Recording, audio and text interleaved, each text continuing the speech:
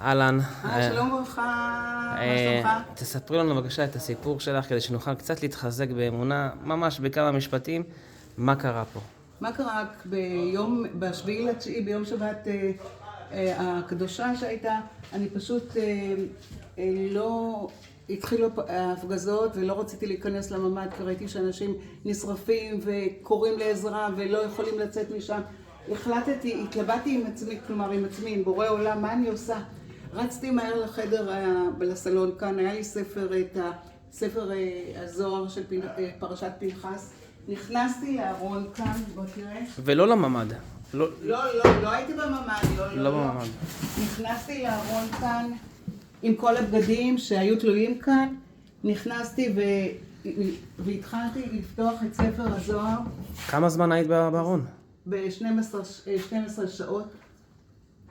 12 שעות הייתי שם יחד עם ספר הזוהר. הסתכלתי על הספר ודיברתי עם רבי שמעון כל ה-12 שעות. עכשיו, מתוך האותיות יצאו אורות. כאילו שהאור המקיף הזה כיסה אותי. עכשיו, ברגע שהם פוצצו כאן את הדלת שלי, פוצצו לגמרי. ואת בתוך הארון והם מפוצצים את הדלת. הם מפוצצים, לא מפחדת, לא קורה לי כלום. אני כאילו במקום אחר, הם בעולם שלהם ואני בעולם שלי. כאילו שכבתי כאן עם הספר, דיברתי עם בורא עולם ואמרתי לו גם, אם אתה רוצה לקחת אותי, תיקח אותי בורא עולם. אבל אני עכשיו בזכות רבי שמעון הצדיק, תעזור לי כדי להתחבר אליך יותר. עכשיו, הם נכנסו, 2 דקות הם היו אצלי ויצאו. אני כותבת לשכנה שלי מולי, אתה רואה את הבית ההרוס שלה?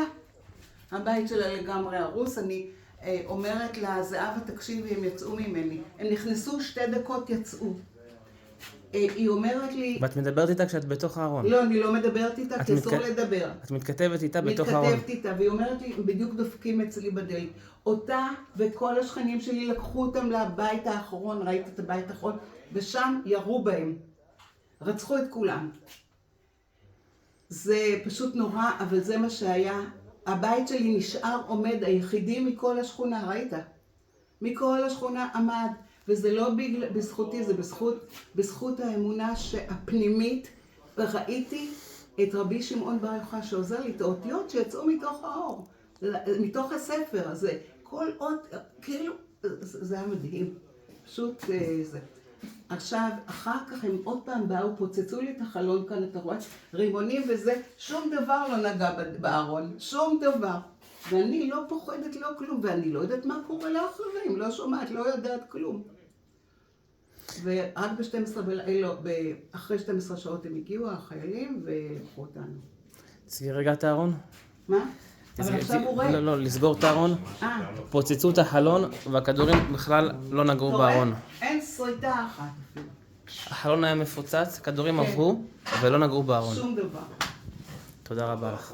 באהבה.